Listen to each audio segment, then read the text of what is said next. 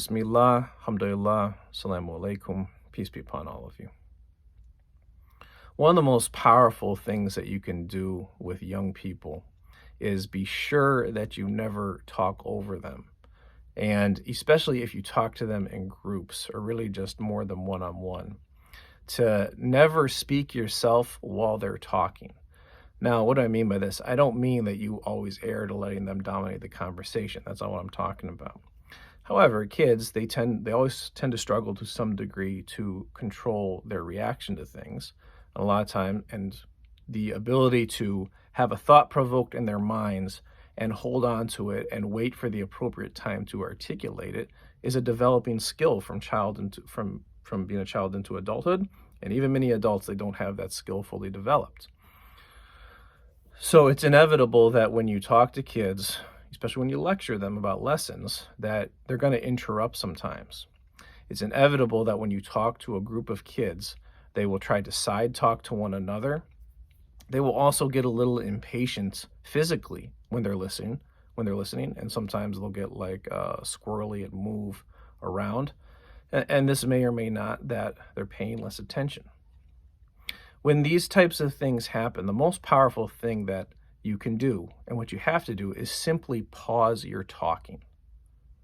There was a behavior management expert from the early 90s named Michael Grinder. He put together a behavior management system called Envoy. He does have a book by the same name, although the book it's kind of like a workbook. You can check it out, but it's kind of like a workbook. You might not benefit from it.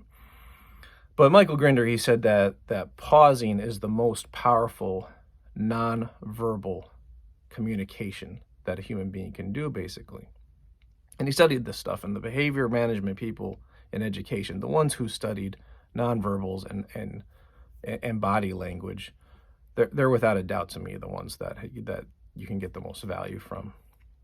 And it's just something, as the school year has begun, this is something I've been reminded of, because, pretty much just taking it as a principle that if I'm ever talking to a class, whenever I start to see a kid so much as turn their head to talk to another kid, or certainly if they say anything, I simply cut myself off the moment I see it.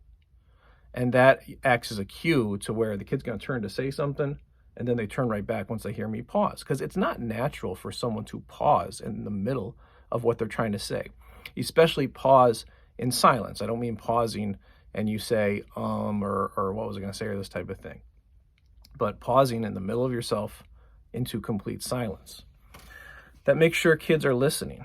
And even, especially if you've set expectations for them about how they're supposed to listen to you, which might differ from culture to culture, and it might differ one-to-one versus in a classroom, but how they're supposed to sit and how they're supposed to listen to you.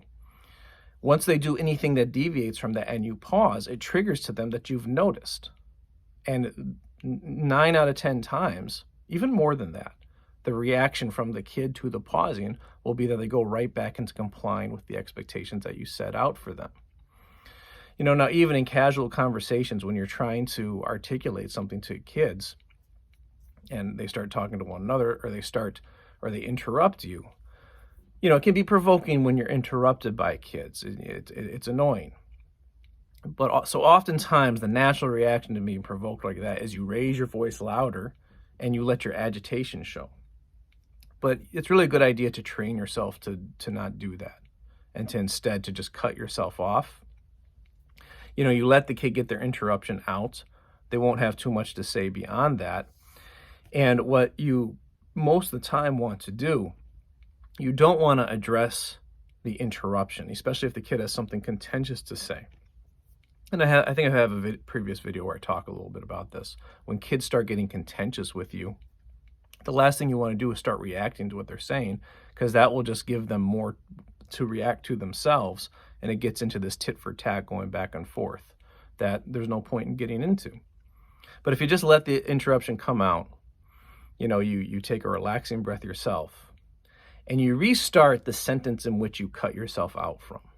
You restart the sentence in which you cut yourself out from, and do it in a little lower volume of voice. And this works whether you're talking to a kid individually or whether you're talking to them in class.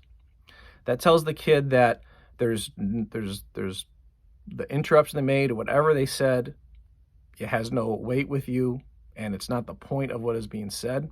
It reiterates that the priority of what is being talked about is what you are talking about. And it also the doing it in a lower volume, if it's one-to-one, that articulates to them that you're relaxed and you're not agitated by what they did to you, by the interruption.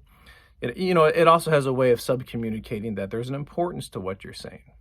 If it's in a whole group or in a classroom type setting, what the lower volume does is it triggers to the kids that they can't talk underneath you, because that's how kids will try to side talk when you are giving a class lesson. They'll try to talk in a lower volume than what you're doing, but when they hear you lowering your volume at the outset after pausing, that makes it harder for them to do that.